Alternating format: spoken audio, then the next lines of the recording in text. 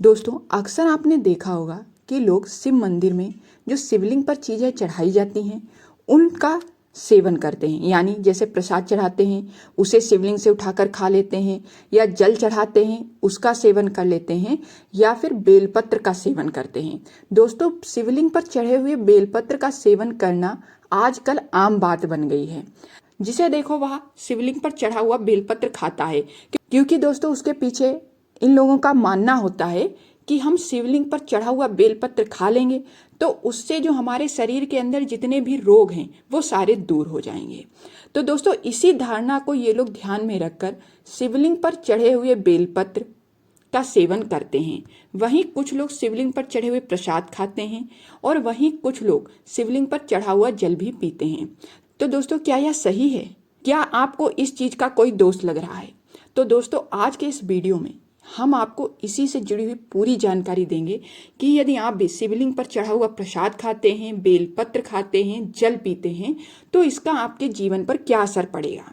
दोस्तों अगर आप हमारे चैनल पर नए हैं तो प्लीज़ हमारे चैनल को सब्सक्राइब कर लीजिए, जिससे आपके पास सटीक और सच्ची जानकारी पहुंच सके। और दोस्तों सावन का पवित्र महीना चल रहा है और आप भी महादेव के भक्त हैं तो प्लीज़ कमेंट में हर हर महादेव जरूर लिखें। दोस्तों सोमवार का दिन भगवान शिव की पूजा करने के लिए सर्वश्रेष्ठ माना जाता है। दोस्तों भगवान शिव की पूजा के दौरान उन्हें भोग भी लगाया जाता है। दोस्तों हमारे धार्मिक ग्रंथों में बताया गया है कि भगवान शिव की मूर्ति और शिवलिंग के पूजा के अलग अलग नियम हैं। दोनों की पूजा कभी भी एक विधि से नहीं करनी चाहिए। यहाँ तक कि भगवान शिव और शिवलिंग को भोग लगाने के अलग अलग नियम भी बताए गए हैं। दोस्तों जैसा कि आपने देखा होगा कि अन्य देवी देवताओं के मंदिरों में पूजा के दौरान भगवान को भोग लगाया जाता है और अंत में वह भोग प्रसाद के रूप में भक्तों में वितरित कर दिया जाता है। लेकिन दोस्तों शिवलिंग पर चढ़ाए गए भोग को प्रसाद के रूप में वितरित नहीं किया जाता है और ना ही उसे कभी भी खाने की सलाह दी जाती है। इस भोग को भूल कर भी ग्रहण नहीं करना चाहिए। दोस्तों धार्मिक ग्रंथों के अनुसार भूत प्रेत के प्रमुख चंडेश्वर महादेव के मुख से प्रकट हुए थे। तभी से ऐसी मान्यता है कि शिवलिंग पर चढ़ाया गया भोग चंडेश्वर का ही अंश है। यही कारण है कि शिवलिंग पर चढ़ाए गए भोग को प्रसाद के रूप में ग्रहण करना वर्जित माना जाता है। हमारे शास्त्रों में बताया गया है कि शिवलिंग पर चढ़ा हुआ भोग केवल गोस्वामी लोग ही खा सकते हैं। अन्य कोई इंसान शिवलिंग पर चढ़े हुए भोग को नहीं खा सकता है।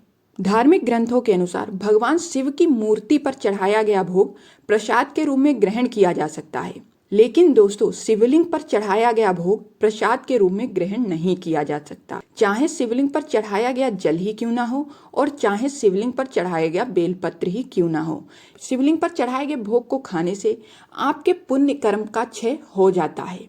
इसीलिए आप ध्यान रखिए, किसी के भी बहकावे में मत आइए, शिवलिंग पर चढ़ा हुआ भोग ग्रहण ना करें। अगर जानकारी अच्छी लगी हो तो प्लीज़ वीडियो को लाइक करें, चैनल को सब्सक्राइब करें। मिलते हैं आपसे अगले वीडियो में, तब तक के लिए हर हर महादेव।